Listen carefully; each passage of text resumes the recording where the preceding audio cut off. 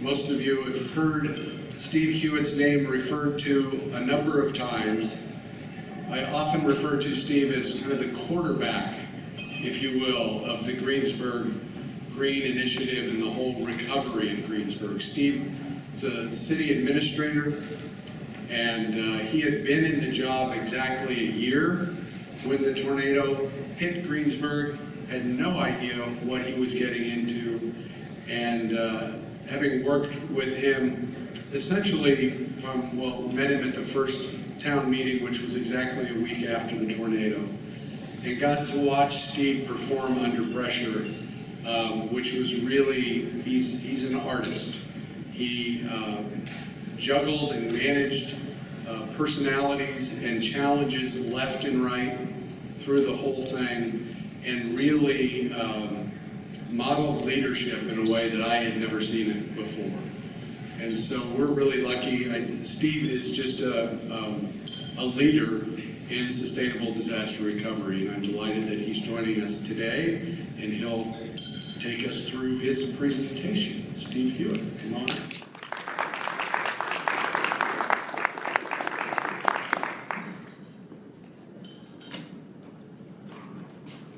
Well, it's a little thinner than it was earlier, so I hope it's not because of me, Daniel. So anyway, I'm going to talk about leadership, and I've talked about Greensburg a lot. I'm actually, when Daniel called me and asked me would I talk, here at the conference, and I said, okay, I'll talk again. I kind of asked him why, and he said, well, here's the deal. You're not going through your second disaster. You're still alive, and you still have a job. So obviously I've done a couple things right, at least keep a job for two different disasters. And I'll talk about that today because I've obviously dealt with a tornado through Greensburg, and you've seen how that goes. But I'm also dealing with the worst drought in Oklahoma history, and I'm searching for a water source for our community. And so we'll talk about that. But, I want to, and by the way, this is not me and the city council in Greensburg, although we did have City Hall out of a tent for at least a few days until we found some temporary City Hall. But I first want to show a video, and I'm a big proponent of professional leadership, professional management, and it's kind of my push, and I really think it's important for cities of all sizes to have a distinct leader and manager in everyday disaster, let alone the big disaster. So I'm going to show a quick video, and then we'll talk more. There are things we rarely think about. Little morning rituals. A light to find our way through the dark. A bike trail just down the road. An easy commute. Having a great place to work. But all across America, there are people thinking about those details every day, crafting plans and making the decisions that transform good communities into great ones. They're our professional city and county managers. They know that characteristics like civic engagement, quality housing, vibrant neighborhoods, and solid infrastructure allow business to thrive. In fact, nearly 2/3 of Moody's AAA bond-rated cities are run by a professional manager. From exciting development projects, to curbside recycling programs, to the water for your shower, city and county managers are responsible for the things that help communities thrive. They make tomorrow happen, partnering with elected officials to turn big policy ideas into great achievements. When we're done making policy, our city manager is focused on turning that into reality. They're not trying to take on the role of being politicians, but they're the folks that have to, in the end, implement and deliver. The ability of the manager to help maintain and manage this city in the best possible way is crucial. While most of us are busy running our lives, professional managers run the communities where we live our lives. So we can all have a place that we're proud to call home. Professional city, town, and county management. It's life well run. Now, I show that video because, let me tell you, I think it's extremely important that you understand, and I'm a big proponent of it, and I'm kind of on the soapbox on this, but during a disaster, you want people like me. You want people like county managers and folks and staff that are helping your community recover. It's funny, I've got a little boy, his name's Gunner. He's 8 years old, and now he's 8, and it's funny how quickly he's grown up, but you know how kids are. A couple years ago, he's in the back seat, we're driving, he's sitting there hollering at me, Dad, and it's one of those things I'm just kind of ignoring him, you know how kids are, and Dad. Finally, my wife looks at him and goes, answer him, and I said, what's up, buddy? He goes, Dad, what do you do? And my wife looks at me and she goes, yeah, what do you do? And a lot of people don't realize what professional managers do and what we try to accomplish, and it is, let me say this, it's very difficult to recover from disasters. It's the most difficult thing I ever faced in my life, and I'm facing it every day. And I face it every day in Greensburg, and I didn't know what I was getting myself into, but it's the most rewarding job I've ever done too, and I couldn't be more pleased for what I do. So let's talk about Greensburg a little bit. Greensburg, a small town in Kansas. I took the job. I started in Parks and Rec, and I'm going to wander around a little bit. I'm not a big fancy speaker. I'm just a regular old city manager who's trying to get things done. So if I'm not exactly how speakers are supposed to do, that's okay in my opinion, because I'm just going to tell you how it is my way. And I hope if you learn a few things, or maybe if you take a few things back to your community or your organization. But I don't stand still what I'm saying. So I don't preach very well, I guess. So I wanted to be a city manager. I've been in Parks and Rec for a long time, and I'm a big sports buff still today. I used to officiate a lot of college baseball, basketball, and football, and I loved that. But I guess I wanted to grow up, and I kept working for managers, and I kept having to go through them for budgets and policies and different things. And I was like, you know what? I can do that job. I can do it better. So when Greensburg opened up, my choices were go to be an assistant at a bigger city or go to a small town and be a manager. My dad lives in Greensburg. He called me and said, hey, this job's opened up. You want to come out? I said, oh, absolutely. So I go there, and a year later, the town blows away. So it just is what it is sometimes. And my staff always jokes because I say that, but I thought I had all these great plans were to change the world. I just didn't know it was going to change my world. But I'm excited about the opportunity it brought us, because we went through an EF5. You know what that is. I don't have to explain that to anybody in this room. Nearly 2 miles wide, 95% of the community is disaster. So you saw the Google first, now you see it afterwards. It's a war zone. Where do you begin? What do you do next? That's what we face. You saw stuff earlier. I saw West Liberty. I mean, this isn't stuff you see this stuff all the time in disasters. You see in the Philippines.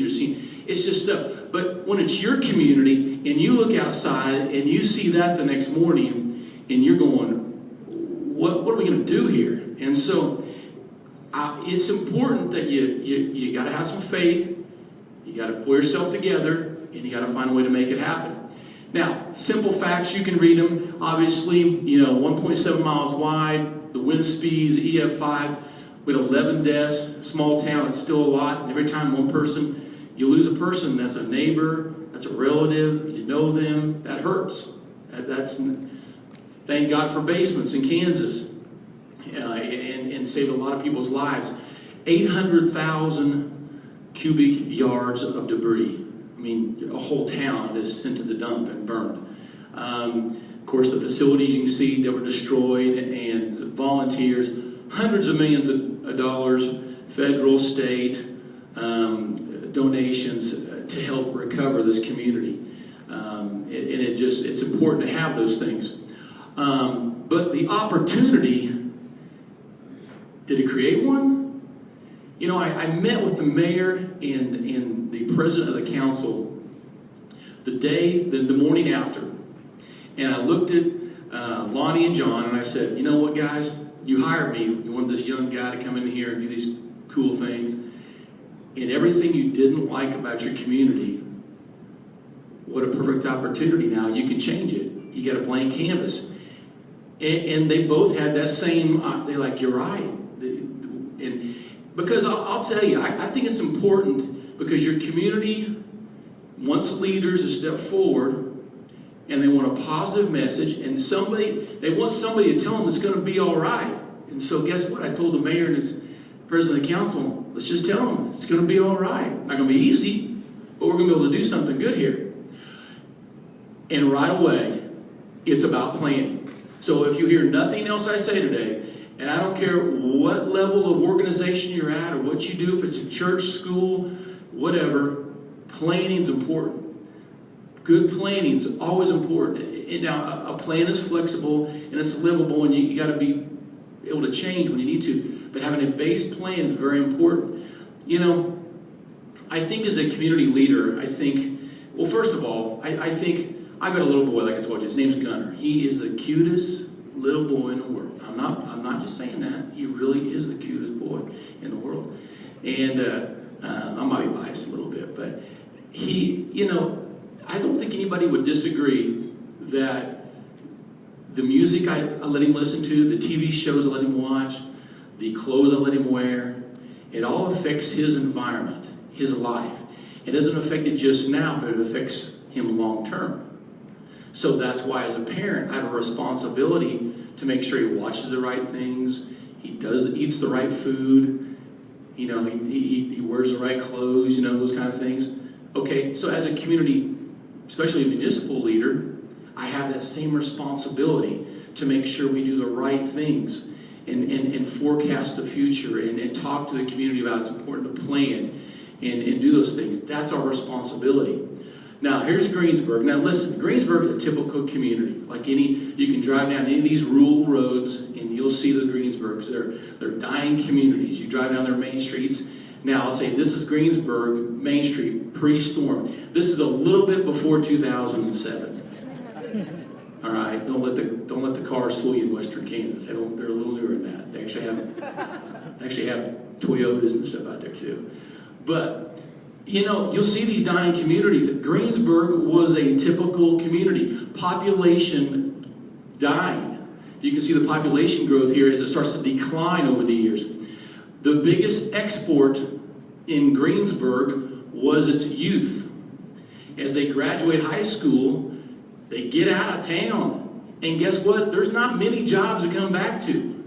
And so with the planning opportunity in front of us, we had to reverse that, or at least create an opportunity that we could reverse it and give us a chance. Okay, so that's Greensburg. So here, we'll go back to Greensburg, but now I'm in Clinton, Oklahoma, and I'm faced with the biggest drought in Oklahoma history, and one of my water sources goes dry. And I recognize this my first year there, and I try to get the community to, let's conserve water, put restrictions. Oh, don't worry, Steve, it's going to rain.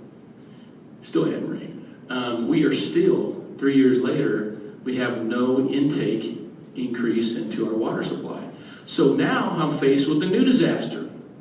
So, what do we do here? Well, now when you have disasters in front of you, again, let's go back to this, you've got a plan. And leadership can't just sit back and say, okay, well, I guess it's going to rain one day, or I guess, you know, build that they will come, you know, okay, it might work in a Kevin Costner movie, but it didn't work in reality, you know. So we need to do things like understand what our community is about. Okay, we need to do those kind of things. Take charge, be positive. You know, don't be afraid to take chances, you know. Create the conversation with the community.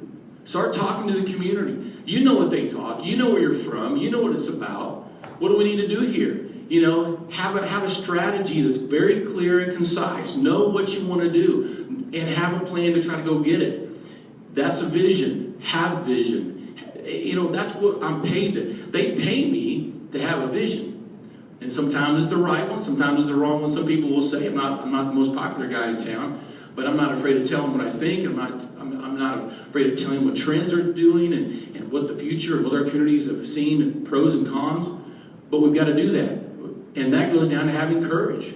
Stand up and say, this is where we want to go, why we want to go, and why we want to do it. As a matter of fact, if it's a drought, and believe it or not, that's the hardest disaster of anything. Because in Greensburg, these people had no choice. We had no choice. We had to rebuild.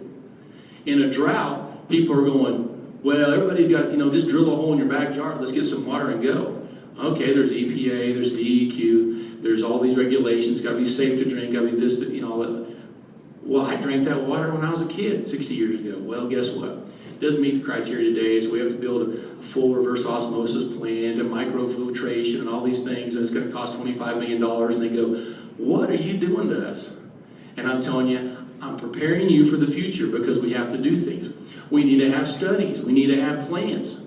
I brought in a firm to completely study our water situation. They said, go out and drill some wells. I said, drill some wells. Okay, that makes a lot of sense. Let's just go pick a spot. And don't laugh when I tell you this, because you probably already know it. But one of my counselors goes, you know what? I know one of these guys, and we'll get one of those. They'll put the two sticks together, and they'll find there's water right here. I go, that's really good. Why do we have hydrogeologists? We don't need them. Just this farmer Joe out there can find us water. It doesn't work that way. And I had to have the courage to say, no, not on my watch. We're going to do it the right way. Yes, it will cost a little bit of money, but we're going to do it the right way. So, Greensburg, Clinton, we have disasters. What do you have to do? We talked about it. Conversation with the community. It's very important to involve your community. After Greensburg, we had multiple town meetings and had many people show up. I always get a kick out of, there's the show on NBC, Parks and Rec, and I love the one she said, well, I'm so glad so many people turned out to our town meeting today, and there's like 10 people in the audience, And that's kind of what city council meetings used to be like, 5 people show up, nobody shows up. Who cares? Who wants to go to a city council meeting unless you have an issue with the city? Well, we had town meetings about our future. We had 600, 700, 800 people show up at a town hall meeting. They want to get involved with charrettes, and we got them engaged. We showed them energy. We got their feedback. And leadership has a vision and idea, but that has to be molded into what the community wants as well. I always talked in Greensburg about, we're not making 20-year decisions. We're making 100-year decisions. Because we saw the downtown. You go to these communities, downtowns are well over 100 years old. You're gonna build a building, and they did things better back in the day. It seems like, they're not slapping buildings up, and we didn't want to do that either. With our water situation in Clinton, we're not going to rush into it. We're going to create at least a 50-year plan to find water that's going to fill our needs for not just what we need today, but what we need in the future. To expand our industry opportunities and grow. So, then comes the whole green thing. And here's what I think of green real simple. Sustainability green, it's smart. It's making the right decision. It's helping with jobs, creating jobs in the community. It's a healthier environment. I mean, this is no-brainer stuff, but you got to tell your community why you're doing this. Fiscal responsibility.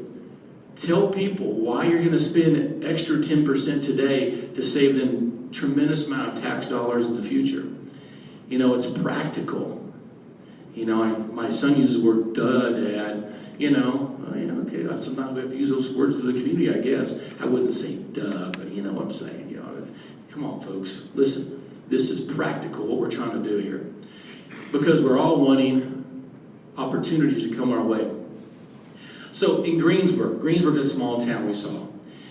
And the reason why I thought it was so important to be sustainable and green, number one, the community can rally around something, and that's very important. Again, it's practical, it's responsible. But the other option that you always have to understand is give your community a chance. We had to give Greensburg an opportunity. Because to the east and to the west are much larger cities. Cannot compete with them in traditional economic development. Can't do it. But if we're sustainable and green and we separate ourselves from them, we attract a whole nother opportunity, a whole nother demographic of businesses that can come to Greensburg. And if you hold that line, now I'm in the game. Now I have an opportunity. And that's all you want. I want my name. I want to be in the game. I wasn't in the game before, but now I'm in the game. You're talking about Greensburg. People are still buzzing about Greensburg. Now, it's a long-term recovery process. It doesn't happen in 5 years and you triple your population, but they have a chance, and that's what you want. You know, the dynamics of and the challenges are huge. You know, one of the things we see today is, and the big battle in D.C. is, you know, government and how large it's getting. And you're seeing the battle for budgets and shrinking. I really believe that's going to continue. I think there's going to be less and less federal dollars involved for communities. And I think so local control is going to be important. And you know what? I like that. I like putting the control on the locals and be competitive in opportunities and grants and different things, but I want to control my future. I want the community to control its opportunity, and I think that's something we need to look at. You know, a community, look at the whole picture. You know, look how the airport relates to the highway. Look at economics, you know, and how they develop into, you know, housing and schools. Is the walkability and connectivity, does everything fit? You know, look at the big picture. I'm a big proponent of private and public partnerships. I believe that's the future. Going out and leveraging what you want to do, bringing in private partners. I'm doing that today. We did that a lot in Greensburg with a lot of different companies. It worked out great. I think it's probably still working today. And in Clinton, I'm doing that right now. I have an organization that wants a new sanctuary for animals and a new animal shelter. And we're gonna do a private-public partnership to make those things work. You know, they want it, I want it, I can't afford it, they can't afford it, but together we can compromise and make things happen in all areas. It's part of incentives for bringing jobs and growth. The private-public partnerships are always important. And obviously, that continues with your long-term planning. And then, you know, we brought professional planners in, and we wanted to make sure that we got it right. You know, so many people say, well, we'll just get a piece of paper, take the ideas, and let's rip the paper off, staple it on the door, and now we know what we're going to do. No. Bring professionals in, bring them in, go through the process, do it the right way. You want to see a vision, start to see things happen before they happen. It helps, it gets people fired up, gets me excited, but it also gives you a good direction, and that's important. I threw this in about social media. I think social media is super important today. I think you better use it. If you're not using it, you're behind. We've redone our website in Clinton, completely redone it. But you know what? People aren't going to it. They're going to our Facebook page. They're following us on Twitter. You know, if you're not in that game, you better find somebody on your staff to get in that game, because let me tell you, and there'll be the next Instagram. I haven't got into that yet, or whatever that is. I mean, I'm falling behind. My son, you know, there are iPads for 8-year-olds in school. I mean, the technology is there. We better be involved with this. You can utilize this. This is the way you communicate with your community. You can stay up to speed. You can be transparent. You can tell your story to the world. And that's a lot of it by attracting partners, is telling that story. Utilize social media. In Greensburg, we utilized a lot of media in just a traditional sense, you know, Planet Green. Take advantage. If your community, like the Joplins and the Birminghams, and the things that are out there, you know, take advantage of the media. You know, I remember I gave my first interview to Wichita Station like at 10 o'clock at night after the tornado. And then all of a sudden, by 6 a.m., you had CNN, Fox News, MSNBC, all these channels are showing up. And I had a highway patrolman, I can't remember his name, but he was taking me to where we put the media, and they wanted an interview. And he said, Steve, just remember, it's a CNN world. I don't know what it did when I heard that, but he was so correct, so right. It is. Take that opportunity, take that buzz, run with it. You know, right after the Moore tornadoes in Oklahoma City and Moore, you know, I did a piece with Fox News about recovery, and it was all about how great Greensburg did and what can Moore learn from this. And you got to take advantage of that. Keep that opportunity in front of you. Now I show this just because I think it's really cool. What community can say REO Speedwagon played a concert on their main street at 7:30 in the morning? I think this is really cool. I thought, so I had to show it. So in leadership, I am so sick and tired of this conservative, liberal, blue, red, when I went to, and I live in the most conservative part of the country. I feel, Greensburg and Kansas is very conservative. As you heard David say earlier today, Oklahoma is super conservative, ultra conservative. But it's not about that. And I refuse to jump into that game. I refuse. I still have a great relationship with Kathleen Sebelius. Now, don't get mad at her for whatever healthcare, but she was a great governor for us in Greensburg. But yet I also had a great relationship with President Bush, and we had a great relationship there. We had a great, you got to reach out to your delegation, but you also have to understand whatever the party is. I testified in front of Congress, and both sides agreed that what Greensburg was doing was the right thing. Let them play the game. Don't you play the game. Now, I guess play your own game. Let's say, I need it from both of you. And just write me checks. But understand that it's not about that. So in your internal politics, you'll have to deal with that in your own community. And I see it on my own. I got a young 32-year-old new mayor. I love him, but I love the rest of them too. But we got to figure out how to work together, and we're doing that. We're doing that, making long-term decisions based on what's good for the community, not good for you're a liberal, you're a conservative, whatever you are, and you're a Ralph Nader guy, whatever. So I just throw Ralph's name in it. Hey, credibility. I know these jokes are terrible, but keep laughing. I appreciate it. Makes you feel good. Credibility is important to me, and so I love showing this one because we really fought if we're going to be a green community, we better have green energy. And a lot of partners, you can read them here, a 12.5 megawatt wind farm, Kansas Power Pool, USDA, City of Greensburg, John Deere Renewables got together, made that happen, and fed Greensburg. I wanted to be 100% renewable 100% of the time, and it's a great project, but it took a lot of people, took a lot of effort, and it's just a great story, I celebrate success, celebrate partners, celebrate when a building gets done, throw a party, celebrate that you have a groundbreaking, a new job comes to town, new restaurants, celebrate those things. In a recovery process, celebrate those things. You get a $1,000 donation from, Brahms ice cream, take it and celebrate it. Tell the world, that's good. Tell your community good things are happening. Keep a positive spin on things. But here's the deal. I'm a big proponent of professional leadership and management. But it's not just about what I do and city managers or county managers. It takes all local officials. It takes business leaders. It takes civic leaders and schools and engaged citizens. Leadership comes in many areas, many ways, many sizes. You've got to take the leadership, bring it together, and work together for a common goal. That's critical. I'm a firm believer. Now, I'm going to show you some pictures. Everybody likes pictures. Greensburg did recover. It is recovering. Recovery lasts a long time. We're trying to work on our water situation in Clinton. You see downtown, Main Street come in. Things like the county built a great library, a museum, LEED platinum buildings. Just took things to a new level. Celebrate these. See things. New hospital. Wind energy. The community really bought into a new way. It's still doing that today.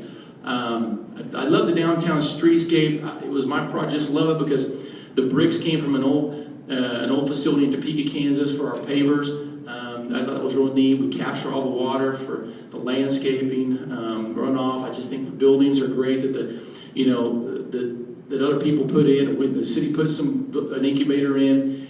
Now I got to get to the water tower. Now, you're not a real community until your water tower's in the air with your name on it, right? You drive down all these rural communities and you see water towers and you say, oh, there's Johnsonville, there's whatever burg.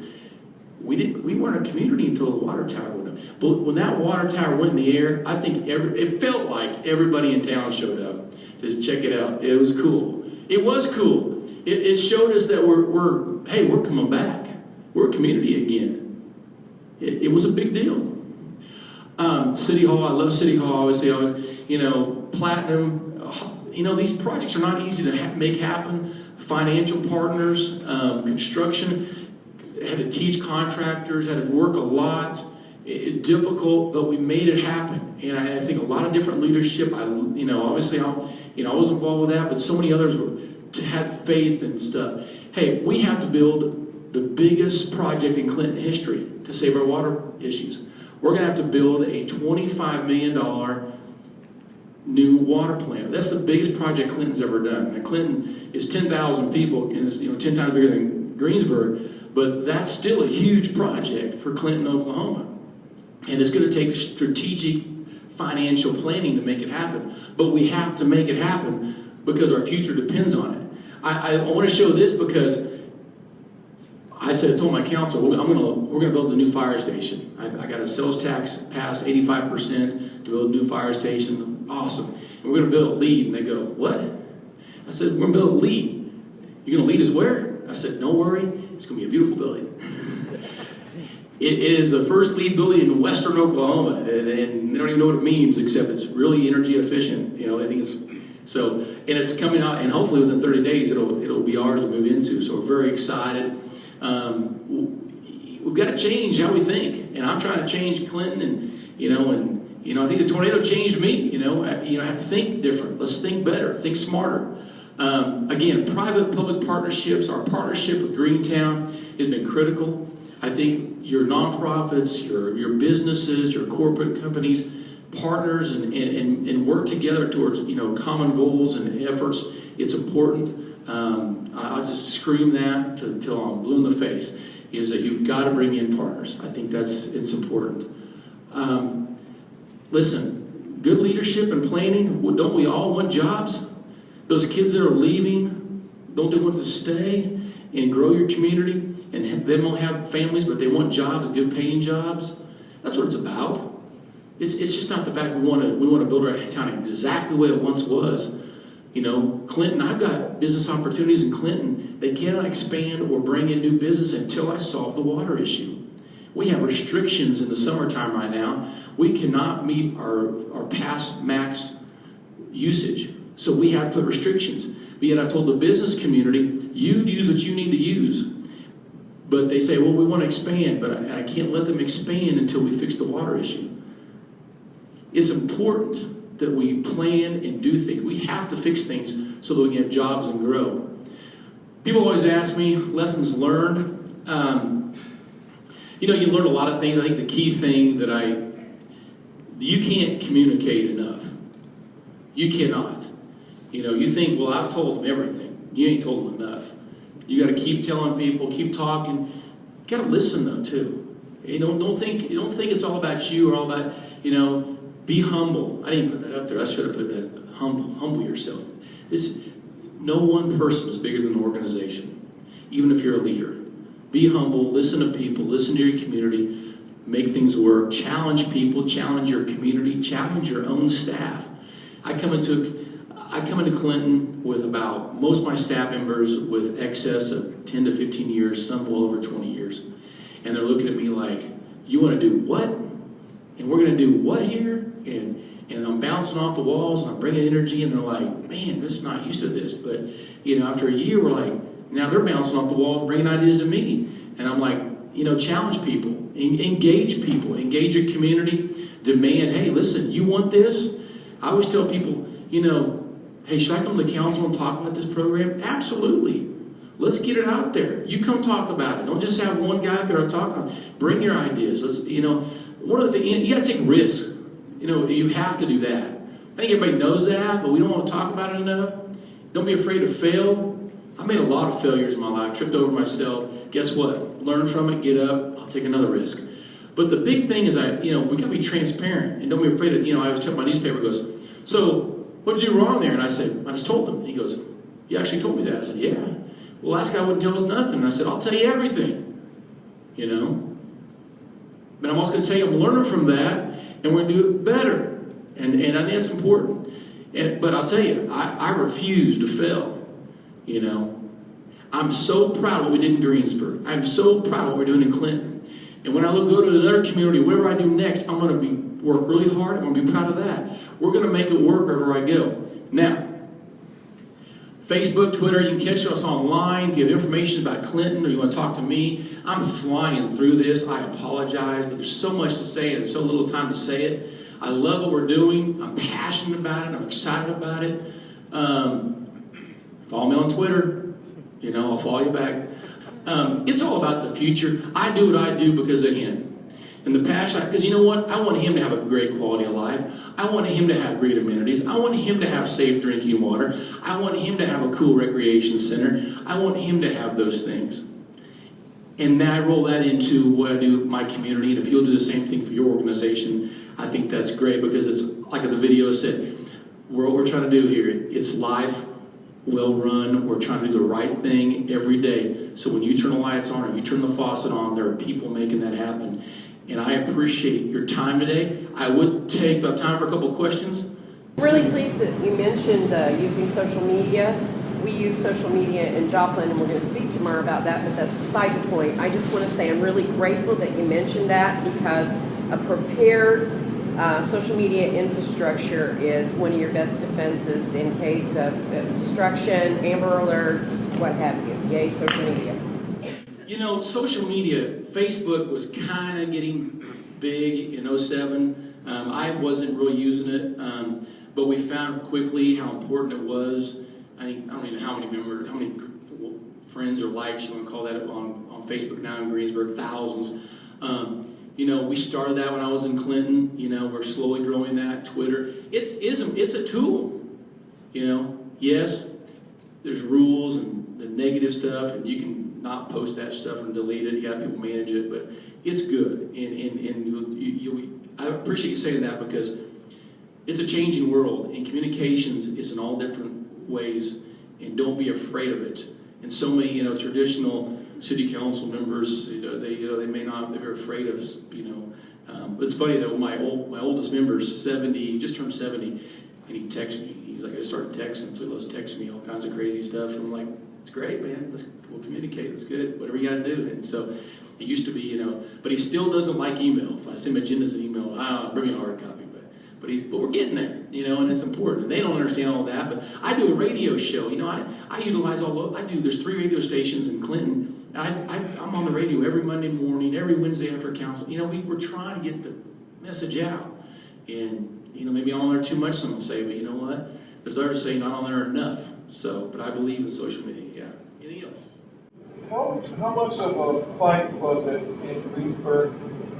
And once you how did you get people to commit to the more green future? I don't think it was a fight. I think it was a challenge. I think, here's the thing. Got to give your community some credit. They'll get it if you explain it. I heard earlier, the first panel this morning, educating your community. I think when I heard, there's a guy in Greensburg, he joked, and it was on the television show Greensburg, he got recorded. I thought green was paint. What color we're going to paint our houses green. But what you're talking about, common sense, energy efficient windows, insulation, using, non-toxic, chemicals in your carpet and your paint. I used that word earlier. They got it. They get it. Now, I think but here's the main thing, is people, they want to get their life back to normal as quickly as possible.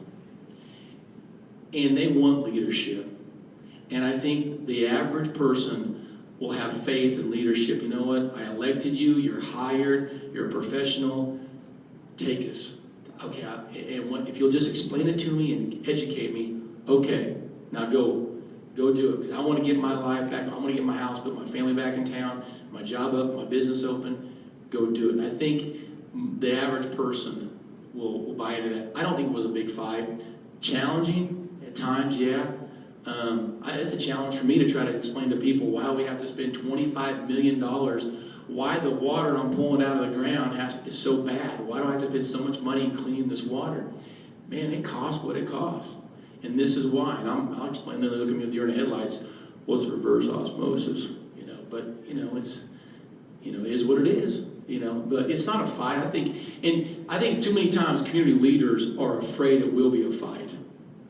I'm having a challenge in Clinton on recycling, not because they don't believe in recycling. It's because of the method of the recycling. I want to bring a private company in, and in the community, I don't know if we want our city employees to pick our recycling up. We do. I mean, what's wrong with the private public? So it's a challenge, and some get they're really defensive about their community. That's okay. Be humble enough to say, you know what? Smile and say. Sometimes they just want to vent about what's going on. Say, okay. I had a lady come to my office during the Greensburg tornadoes. She was so upset about having to get a building permit and all these things. She's so upset, just crying. And she goes, Steve, whose fault is this? And I looked at her and I said, it's a tornado's fault. If the tornado wouldn't happen, you wouldn't have to deal with all the bureaucracy that you're facing. I'm sorry. We're going to help you get through it. But you have to do these things to get your house. And that's what you have to do. And that's where you got to be humble, and you're not bigger or better than the average citizen. You work for them. If you have that attitude, then I think you're going to be fine. I appreciate it. If you have any more questions, I appreciate it, and I enjoyed it. Thank you.